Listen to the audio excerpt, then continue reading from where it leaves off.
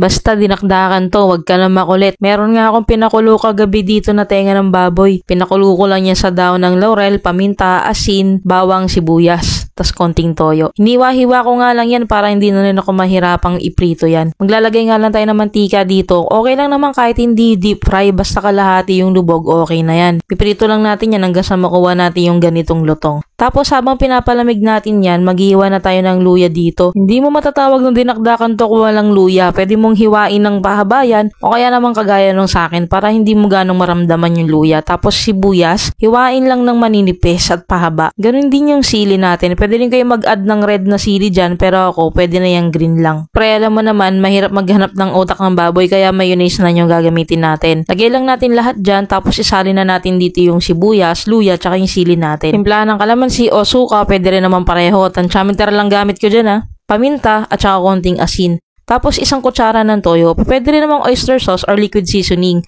Tikman nyo na lang ha, tapos adjust nyo kung anong kulang sa lasa.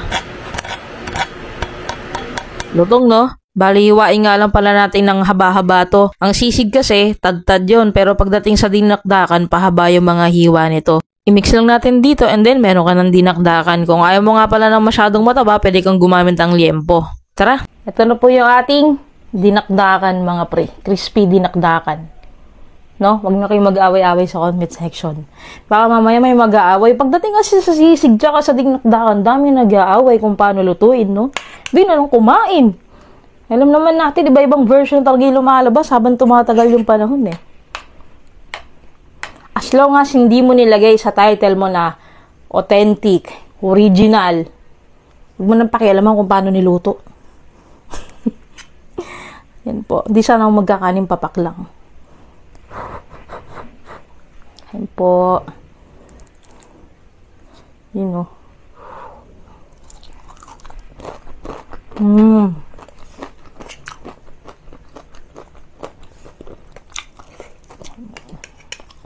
Parang natin. Tumatama. Wala pala kasi yung leeg.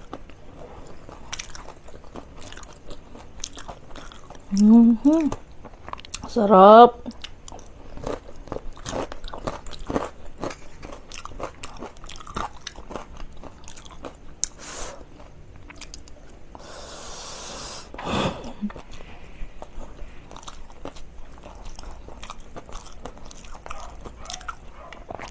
Yun na maganda pag nagtitimpla ka eh.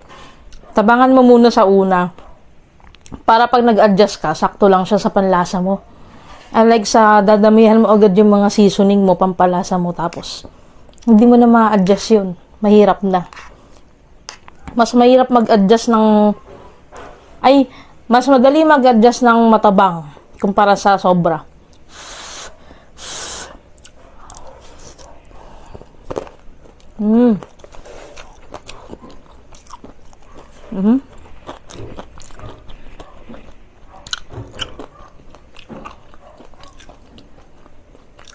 Puting-puti yung ilaw natin.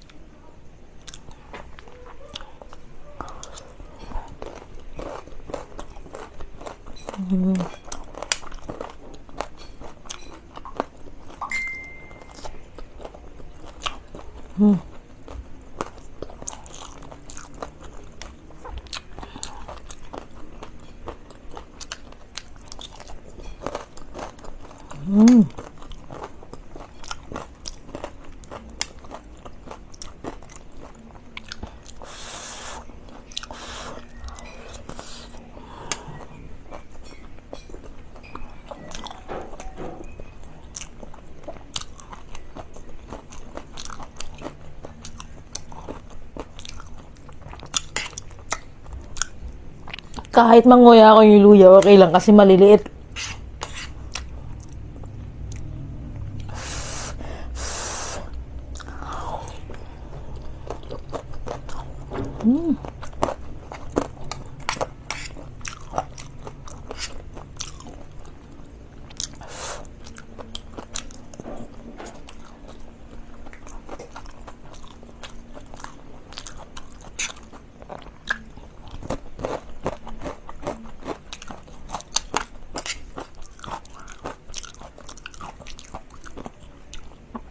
Sa'yo to. Joke lang, akin pa rin to. Gawa ka na lang.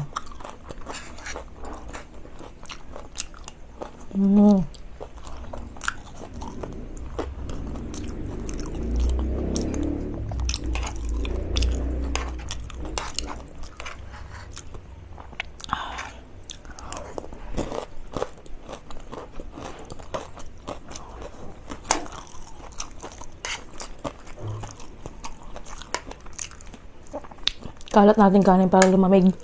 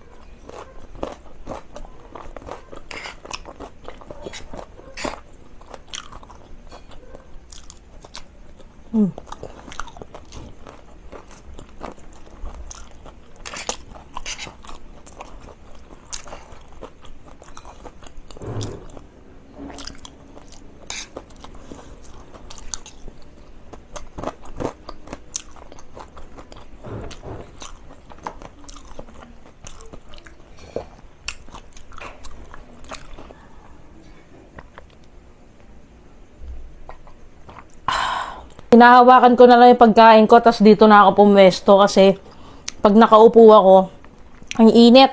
Kailangan ko talagang buksan yung fan. Naka-angel seat kasi ako, pero pag dito ako nakaupo, kahit paano naibsan yung init kahit walang fan. Yan na, wag na kayo magreklamo na maingay.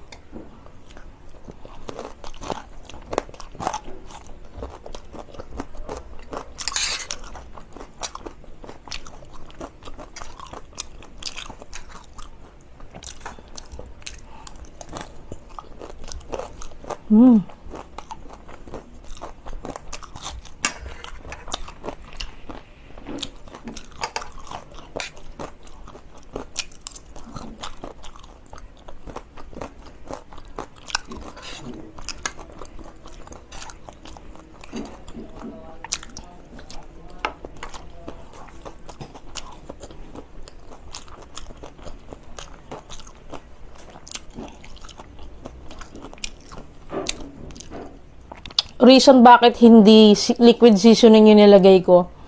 Naglalasa na kasi siya talagang sisig.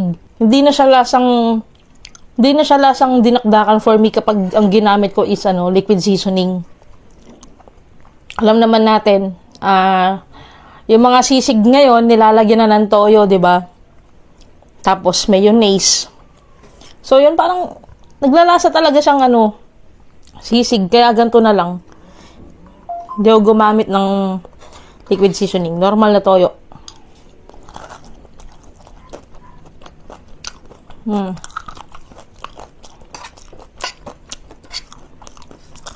Masilo.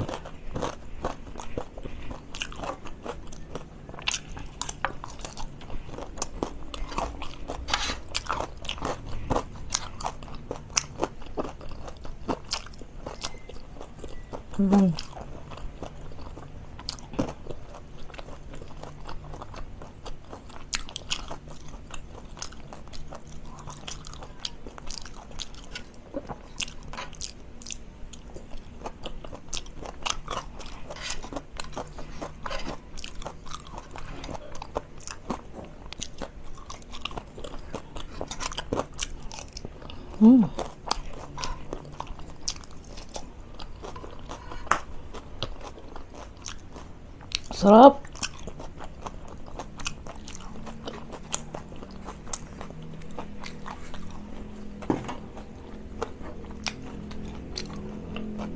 Ang hanggang ng dulo.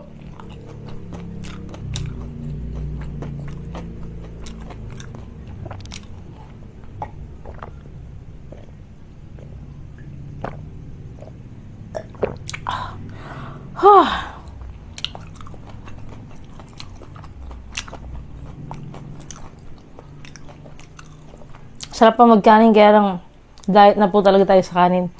minsan na lang tayo kakain ng maraming kanin. Yun po mga kabsat, sana nagustuhan nyo po yung niluto natin ngayon. Dinakdakan. Masarap sana talaga kung utak ng baboy, pero sobrang hirap po kasi talaga makatsyempo nun. Kung meron pa kayong masasuggest na mas masarap na version ng dinakdakan, pwede kayong mag-comment. Tapos, subscribe nyo po ako dito sa YT. Hit nyo na rin yung notification bell para updated kayo kada upload. Mag-iwan na din po kayo ng comment. And please po, paki-subscribe naman ako. Paki-subscribe. Paki-follow naman din po ako sa social media, sa Facebook, at sa TikTok. Yun lamang. See you again sa next video.